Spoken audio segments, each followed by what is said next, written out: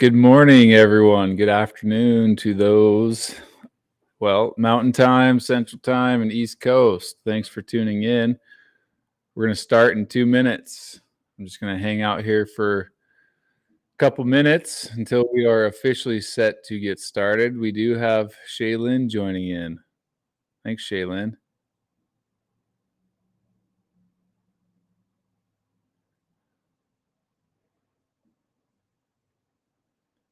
Shaylin, do you want to give an introduction here or say hi real quick before we officially get started, just as a sound check?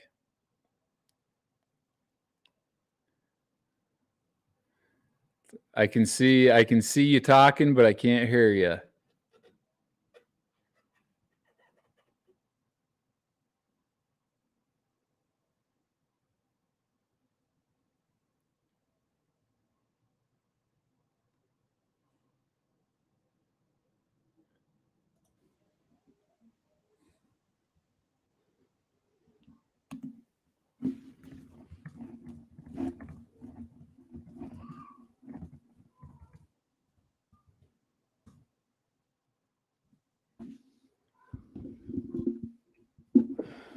Okay, Shaylin, we'll be back in 5. We're going to get started in about 1 minute.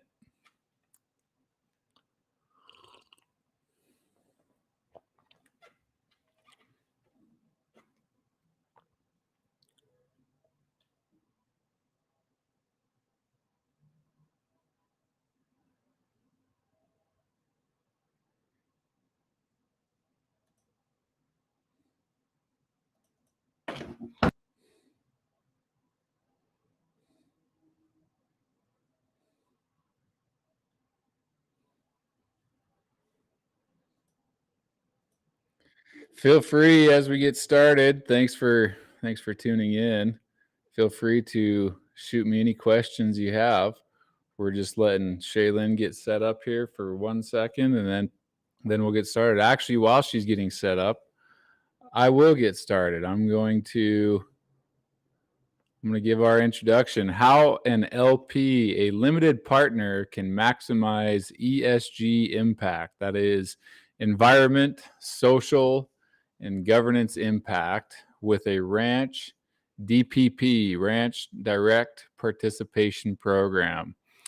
Investing in regenerative ag and holistic management. So thank you all. Welcome to our live Q&A session, a panel for limited partners aiming to learn more about direct participation ranch investment programs. Together with Shaelyn Bauer from Open Ranch Management Services and Consulting, we're going to have a comprehensive discussion about how these limited partners, you all tuning in, can contribute to regenerative agriculture and values of holistic management. We're going to talk about some key principles, actionable steps, empowering you, the accredited investors, to drive positive change, to promote regenerative ag, and support holistic management techniques for a more impactful future in the ranching industry. Thank you for tuning into the 4th live Q&A webinar. The 3rd one was excellent. It was brief. I had to run it short. Got a tight schedule coming up on summer. Things are very busy with ranchers, as Shaylin can attest to. Shaylin, are you ready to tune in?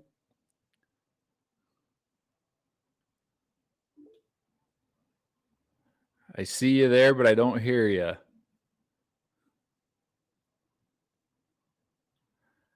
That's your mic still isn't working. That's okay though. Keep playing around. I got a little more introducing to do. What we're gonna do is we're gonna talk about today's discussion. Today's topic is maximizing limited partner impact in ranch DPPs, regenerative ag and holistic management. I'm gonna pretty much interview Shaylin like this is a podcast, if she allows. I do want to give a background on Shaylin. Oh, there you are. Now I hear you. I just had to. That was my fault, Shaylin. I finally unplugged the microphone you sent me, that fancy one that was supposed to be better. It doesn't work. Well, I think that was me. No, I think you can plug it back in, but you sound fine. Oh, okay. I think it was me behind the controls. So Shaylin was born and raised on a commercial cow-calf operation in eastern Montana, has a love of regenerative agriculture. She's been involved with grazing, planning, record keeping, has degrees in sustainable food, bioenergy systems, livestock production focus. You know what, Shaylin? How about you give your introduction? I think you could give your background better than I can. Oh, well, I got the part about me growing up on a ranch.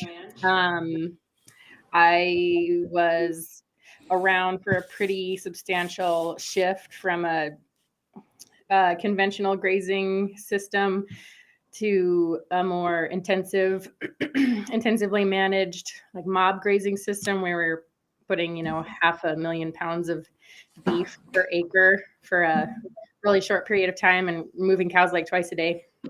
So we saw a really big shift in just how the land responded and profitability, and the ability to increase our stocking rate 30% from that. So yeah, that just spurred an interest, and I pursued sustainable livestock production at MSU.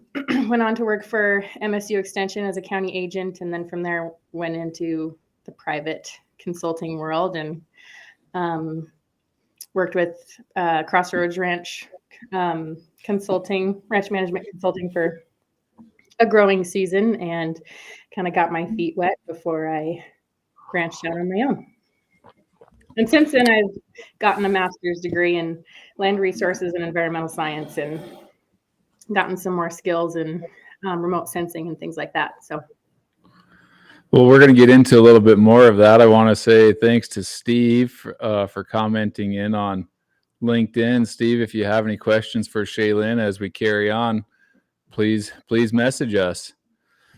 So Shaylin, I reached out to you as we're talking about launching a syndicate. It's a traditional real estate syndicate, which requires professional management of not only the fund management, but assets. So if it's a commercial building, you kind of need an experienced expert in that segment of commercial, whether it's office space or storefront retail or storage, small self-storage, whatever the niche may be. You kind of need an expert manager. Normally, management is compensated to the sum of about 2% of assets under management annually. Our fees are not that high. Ranchers don't get paid well, so we don't get paid well. But there is professional management when it comes to real estate syndications and a direct participation program. So that's why I reached out to you to kind of let everyone know, get to know you. If this is something that you're going to be further interested in working with me on as my consultant, I would like people to come to know you, understand you, and have some trust in your experience. So what is it that when you step into an operation, like say I'm a new client, take me through that process. What are you looking for? What do you need out of the relationship? What do I need to bring to the table? How can you help me? Say I'm completely green. I've heard, Shaylin, that you're the best, and I was referred to you by Coulter DeVries. He said, reach out and you'll take care of me. So how is it that you're going to take care of me? I try to keep it collaborative, and the goal is to train the manager to do what I do as far as assessing pasture and estimating production and tracking grazing use, and as well as rainfall, and pass me the data I need. I kind of do the analytics on my end, and it's a collaborative process. And so I start out onboarding new clients. I would take an inventory of forage resources on hand, and I do that with an on-site visit, if possible, combined with soil survey data and satellite imagery, if necessary, to kind of take a three-pronged approach to get the best estimate we can of what the ranch is actually producing, and then customize a stocking rate to match that. So yeah, I am not one to come in and just override the experience and gut instinct of a manager, especially if they've got some experience with the place. I kind of use them and gather my own data, and we try to make decisions together. When you said you take a forage assessment, you do an initial assessment. Technically, literally, what does that look like? How do you do that? Get down on the ground and clip grass within a hoop, and we weigh it and we estimate dry matter in it. And then I've got a formula to extrapolate and figure out what the production would be per acre. And I'll do that at several points around the ranch. And then, between points, we'll visually estimate in order to get as many, data points as possible, because every soil type is going to produce a different amount of and quality of forage. And so you kind of try to, I combine that data with what I can get from a soil survey data and fine tune it, I guess. If we know that 20% of the ranch is these high quality soils that produce this much, we measured this much production. I might kind of average between the two, and we just figure it out. So how about for due diligence? So with a ranch that's under contract, pending inspection, physical inspection, are you any time of the year? I mean, not winter, you're not going to be able to go out and really assess forage availability and get an idea of carrying capacity. But what seasons are best to do this? If you're under the gun for performing on a due diligence contingency and you only have 45 days, do you want it to be between June and September? That would be ideal. But if we're needing a good estimate, going into the growing season, and we want to have the place stocked and ready to go, I've worked with enough ranches across the state that I kind of know what areas the web soil survey data is reliable for, what areas are, maybe 10% low or 15% or whatever, and I kind of adjust. And I'm a third generation rancher, and I know a lot of people across the state. It's not hard to call around and get estimates from other people in the area also. So if I couldn't get out on the land, there are definitely ways. What would be other good ways? I mean, you worked extension? Should you go get an opinion from an extension agent, from USDA, NRCS? Yeah, I mean, it really depends on the person. I would ask, if I absolutely couldn't get any historical data, asking NRCS is a good place to start. Neighboring ranches, I could pull up historical satellite imagery. Measuring greenness is a really good way to estimate overall production. And I'm working on some custom formulas in order to reliably get production data from satellite imagery alone. Right now, it's still kind of a new science, but the more data you can feed into to calibrate, the more reliably you're going to be able to estimate. And so that was what my master's project was on. And so I have a small amount of data just from that process, and I'm collecting more over the years, and hopefully I can come up with something pretty reliable for Montana specifically, which there isn't really anything out there currently that's specific to Montana. So you are currently calibrating your own formula. You're taking satellite imagery, and you have this proprietary model that you're working on. Let's say we get all the background data, we get the direct assessment, boots on the ground with your grass clippings. You have your formula, your model. What next then? For me as a client, do you make a recommendation?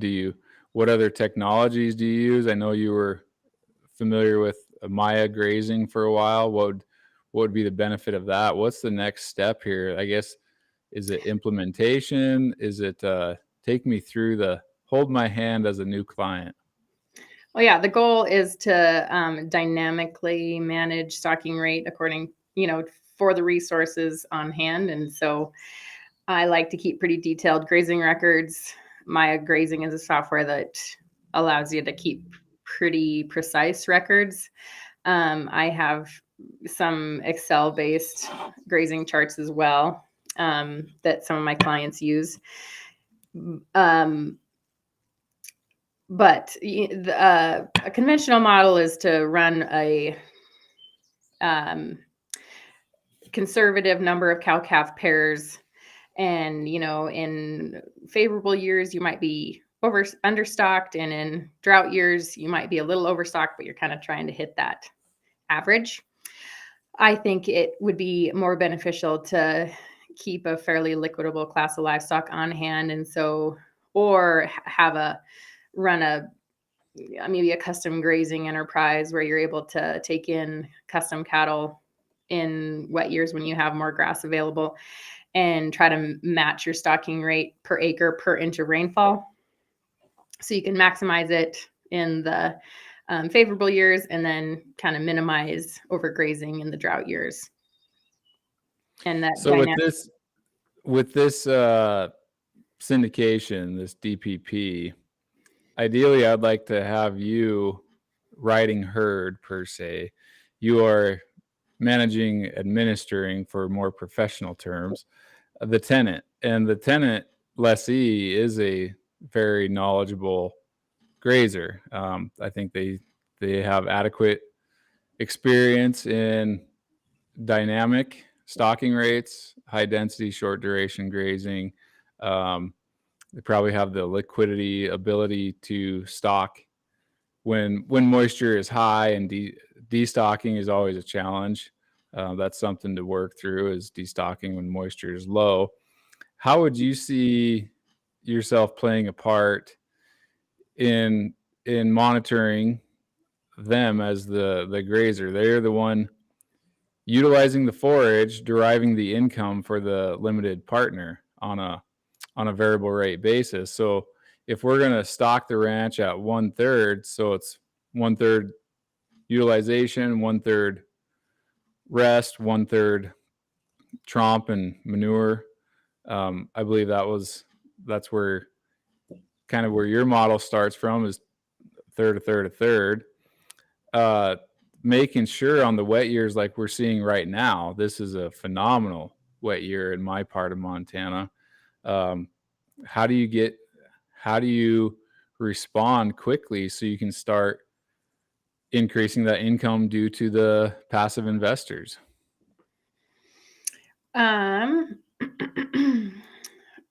Yeah, obvious. Sometimes even increasing your stocking rate can be hard when it's a great year across the entire state and everybody's able to run more cattle. We might look at, buying stockers from farther south, maybe where there's not as much grass available and you can get them a little cheaper. Can you kind of summarize your question a little bit for me, Coulter? It was kind of a long question. Sure. I mean, how quick can you respond to these natural events? I mean, do you have Yeah. the rapid data and rapid satellite imagery, and how quick We can can get decisions be satellite made? imagery every 2 weeks, generally, with Landsat. We're always tracking rolling rainfall, and which is a little more important than just like the calendar year rainfall. You want to look at what's the rainfall you got last fall is going to affect how things are growing, in the spring. So, generally by May is when I'm really solidifying grazing plans with producers, and they know, and I know kind of what the year is shaping up to look like. And by June for sure, if we've got a surplus, we're going to know it by then. You can have a wet spring and it can really drop off in June. It's just kind of going with what the indicators are. So rolling rainfall, that would be, you're saying you're not too concerned about an awesome spring that like we've had. I think where I'm at, we've had 13 inches of precip this spring, early summer, which is basically the amount we get on an annual basis. So obviously we're very wet right now. And Mm-hmm. you're saying, well, we don't do knee-jerk reactions. We see what the kind of the trailing average is, and we make decisions based on more of the near term, more recent term. Well, because if you had a super dry summer, fall last year, even if you've had a wet spring, it's still going to take a certain amount of moisture to just replenish the soil and get it back up to a point where there's water availability for those plants. But then also the plant roots are probably a little bit stressed from having a dry fall where maybe they didn't get that last bit of growth. And so I would that's why I go off of rolling rainfall versus just, like the past 3 months to make those decisions, because the rolling number is going to be more indicative of where those plants are at and what they can take. Okay, so you're kind of managing for the root system and the soil moisture and the plants. Whereas I mean, I'm kind of managing for income. I'm like, let's get, it's been a wet spring here. We've had all of our precip happen in the last 2 months. We know that there's going to be waist high grass across the state. Let's get a bunch of cows in here and jack up the income for this year.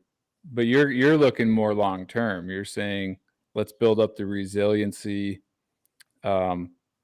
through kind of long-term planning. Let's not do these big swings of stocking rates. Yeah, I'm a little bit more whoa, and a lot of my clients are more go. And I can kind of be the voice of reason. I mean, so many producers, I mean, the vast majority of producers, Shaylin, are not going to they're not going to dynamically manage their herd unless it is absolute catastrophic. Then they will cut back. They'll cull a little deeper, maybe not keep some replacement heifers. What is the problem with these static, old legacy type operations? They're static stocking. What problems does that lead to if you just say, well, moisture does this every year? It's either above average or below average. It's always volatile. So some years we're going to have a surplus and abundance of forage. Some years we're going to have to feed hay early. We're going to be short grazing. What's the problem with that kind of dynamic stocking? Or sorry, the static.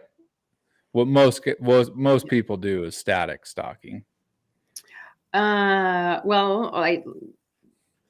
In wet years, you're, I think, leaving some money on the table, and then in dry years, you're letting your cattle be more of a liability than they are an asset. And so I think it's just like any industry. The more the companies that are responsive, the quicker they can respond to shifts in the market, the more successful they are. That's why Walmart has taken over. They've got it down to the penny. And as far as their sourcing and transportation and how they price things, and, ranching really doesn't have that same mindset. It's, just ride the average, and keep it simple. And, if we can, it takes a lot more data collection and tracking and, forecasting, but I think there's definitely some benefits to be had from doing that. But it takes somebody who's, it's really hard to be an expert cattle manager and an expert grass manager and an expert, at managing data and tracking, forecasting trends and things like that. And so that's where it's really helpful to have somebody like me that you can call, who's keeping track of all your numbers and your history, and can kind of be more analytical when, you're just busy feeding cows and pulling calves and giving shots and, the day-to-day stuff. And that's where Will Harris of White Oaks Pastures, very, very successful regenerative type operation in Georgia. That's where him and I disagree. Is I had him on for a podcast, and it was probably our best performing podcast of all time. But I brought that up. I said there is a need and a place for specialists, soil, hydrology, ecology specialists. There's a place for animal science, zoology, knowing the diseases.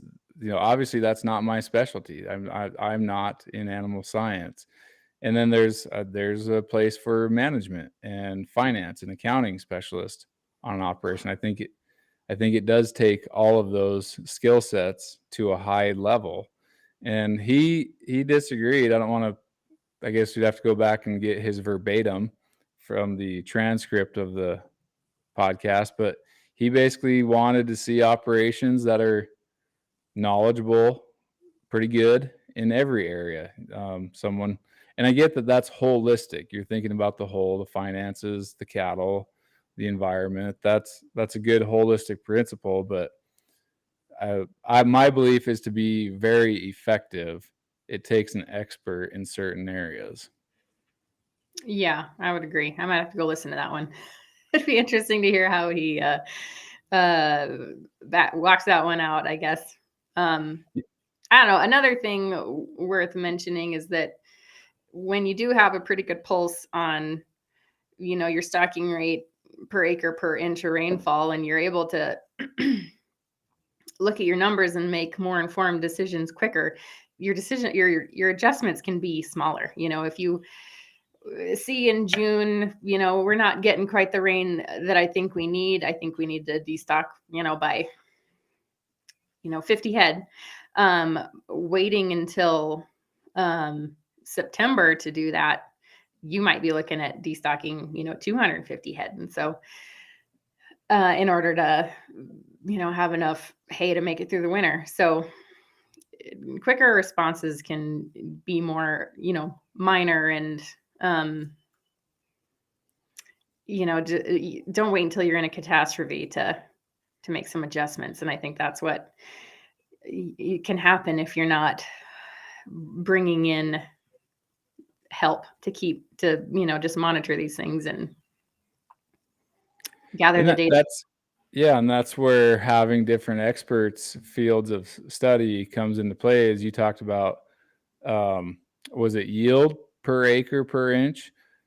But there's other metrics. For management, for profitability, if we're going to think about the triple bottom line, profit has got to be part of that. So you could have profit per acre per inch of moisture, and that's going to set you apart as a manager monitoring,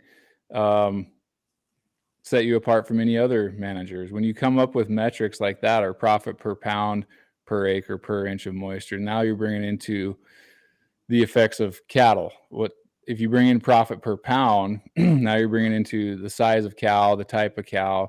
You're bringing that into your ultimate matrix, your maximum of what you're managing for, and it's very complicated. I mean, profit has to be in there. So does considering what type of animal you use, and then so does the ecological impact, which is acre and precip in your formula. So I do believe that that's what sets professional managers and experts apart from kind of the do-it-all, kind of the good old boy type. Yeah, we can do this. It's pretty easy to create a cash flow profit on a ranch, but how about an economic profit? How about a ecological profit? How about coming up with the best animal for your ecosystem? I mean, that there's a lot of factors, as you know, there's a lot of factors there to consider. Yeah, and that's tracking profit per head is you might be leaving a lot of money on the table if you're, if you've got 1,400 pound cows and you're weaning giant calves and it looks great. We're making a ton of money, but you're stocking, you could be running more animals and maybe making less per head, but making more money at the end of the day if you ran, maybe an 1,100 pound cow. And I'm not saying that's going to be the case in every scenario, but you need to at least be able to look at it. And a lot of ranches just they don't have the record keeping systems in place to even be able to run those scenarios and compare, And they're even that profit per head. I mean, that's probably cash flow profit per head. Now you're not even taking into economic, so cow depreciation. And you brought up a 1,400 pound cow versus an 1,100 pound cow, but what about the longevity of that cow? What about using composites or the cost of the bull? Retaining your own bulls. If you're just a commodity calf producer and not in some specialized program, there's more advanced metrics to manage for, and I think that's where having a third party consultant and expert like yourself comes into benefit. I don't know what your cost is yet, but I'm sure it pays for itself 4 times over annually. One would hope.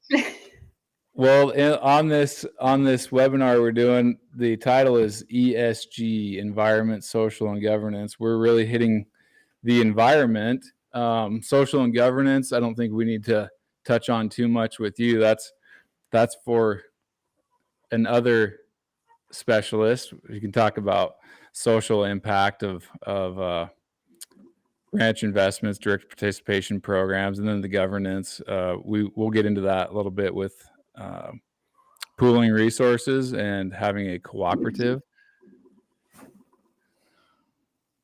I'm just reading a message coming in from Facebook from Eric. Eric is talking about looking for questions that are going to make a difference with the holistic goal and context in mind. Yeah, what I get from that, Eric, is Shaylin, are you asking the right questions? When you step out there, are you even asking the right questions? Good question. I hope I am. I think it is generally speaking, that sounds like a paradigm comment coming from Facebook. Is if you step out there and say, well, we're going to graze for 6 months and we're going to put up hay and we're going to lightly supplement hay for 6 months. That's kind of the old way. That's just an old paradigm, and you don't really have any maxims to manage for. You're not asking the right question. Yeah. Well, I mean, there's just so many factors that come into play. Topography and infrastructure on the ranch, and what are the human resources? What are people capable of doing? What do they enjoy doing? There's ranching, at least for family ranches, it's your lifestyle, and it has to fit you. And so that's the holistic context, and working towards the holistic goal that Eric mentioned that has to be taken into account. And so I try to spend enough time getting some of those details to try to work with people and make a plan that works. But yeah, and then once I've built up some trust, I can start to suggest some alternatives, or what if we think about it this way, or here's what other people do, how other people manage this problem. And I can kind of come in and just be an idea person, and if something grabs their attention, then we can implement it together. But well, we're gonna wrap this up in about 10 minutes, so I'm not going to get to the questions coming from Reddit over the last couple weeks preparing for this. Thanks for all the feedback on Reddit, by the way. We're going to save those questions for the next one since we have Shaylin on. Shaylin, going back to the E in the ESG environment, does what you do play a role in carbon sequestration, carbon credits? I believe so. And I'm enrolling a lot of clients in carbon credit programs now. And, part of the benefit of that is being able to outsource the carbon or soil carbon tracking. They come out every 5 years and measure that better than I would be able to do with the resources that I have available. And so it's soil carbon is it's a kind of a new frontier, and there's just not enough data and how quickly and under what management styles Montana rangelands can sequester carbon. And we know they can and do. We just need to be able to put some numbers to it. And so that whole market is pretty exciting. Yeah, it's exciting because it sounds like it's going to incentivize better grazing management. Mm-hmm. Yeah. I think one more issue. Sorry to cut you off because we're coming up on 45 minutes here.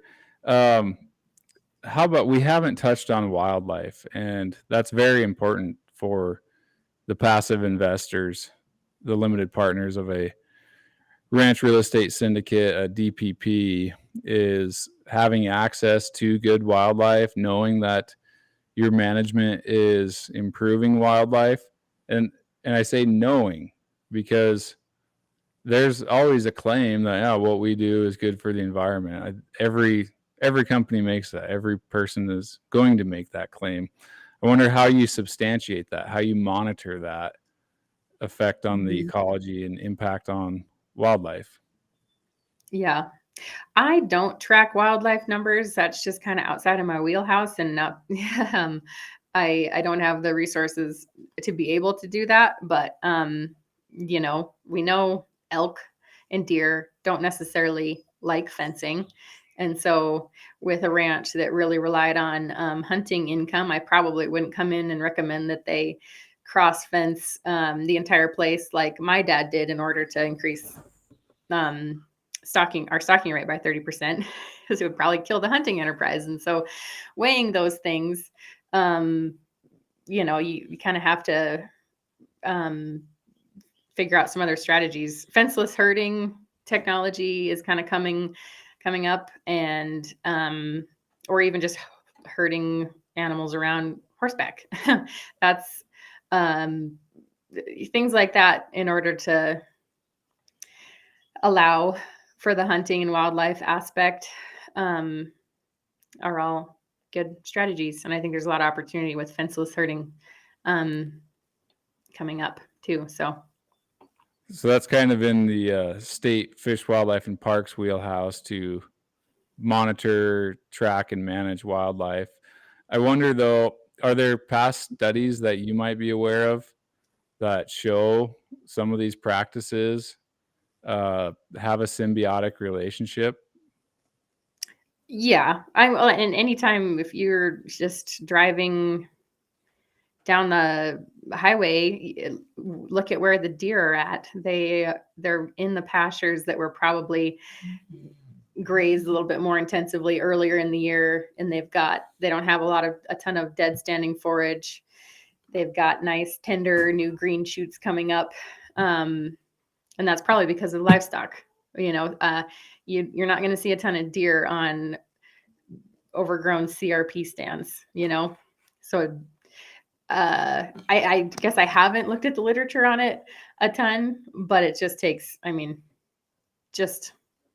know from just my own powers of observation that livestock create a benefit to wildlife. Well, you bring up an issue now in my mind that as part of your holistic decision making, if wildlife and having a synergistic effect on the ecology and the wildlife is a top goal or a high priority of yours as a manager landowner, then you just brought up CRP. Shaylin, you might say, well, Mr. Landowner, Mrs. Manager, I don't know if it would be in your best interest to enter into a CRP contract because here's what I've seen for these old stands that become oxidized, is they just turn gray and they're not going to draw the elk and they're not going to attract the upland game bird species that you're wanting to go hunt and photograph and enjoy. So it sounds like everything is a very difficult decision for you, Shaylin. Yeah. Well, going back to that social aspect, the CRP program was kind of the death of rural America for a lot of areas. So many acres got put in CRP, and there goes the income stream for the next generation. And we're, at least in my hometown, there's definitely been a influx of new young families and a ton of acres coming out of CRP. And I don't think that those two are not related. Well, there you have it. Yet another holistic decision is the social effect of potentially entering into a government program or a private program with some conservation group. What is going to be the positive or negative externalities? What is going to be the social impact? Well, I'm glad we got to touch on a little S there for the ESG. Shaylin, any final thoughts as we wrap this up? Oh, I don't know. I think we kind of hit all the high points. You did an excellent job interviewing. That's what I do. I just ask questions. Just hungry for knowledge, Shaylin. Thanks to everyone who chimed in on LinkedIn and Facebook. As far as the bigger pockets questions go, as well as the Reddit questions, I will have to address those next time. Great questions coming from bigger pockets. Thanks for the feedback from everyone, and please do send in more questions. And we have another upcoming episode. Great episodes. We have a secret episode that we're not promoting, just dropped it, or it is being dropped. So tune into the podcast when you get a chance, and feel free to reach out to me. If you are an accredited investor and you are interested in passive ranch investing as a limited partner, feel free to schedule a one-on-one meeting with me. Thanks, Shaylin, and thanks everyone for tuning in. hope you all have a great week. Happy 4th of July. Thank you. Now I need to figure out how to turn this off. I know. There we go. Me too. Talk to you later.